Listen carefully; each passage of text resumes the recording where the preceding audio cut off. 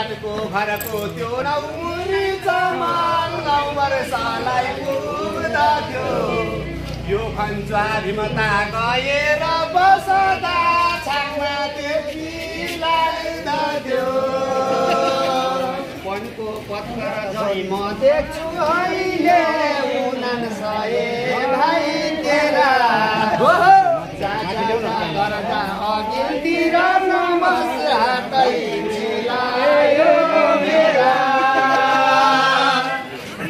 माथामा बस्नु खरानी घसानु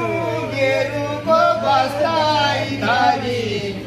यमलोकपुरीमा पुर्याउन छु तँलाई फिर्ता नआउने गरी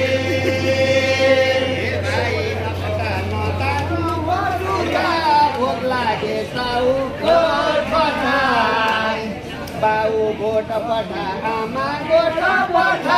कसैलाई टुकुर मोटाई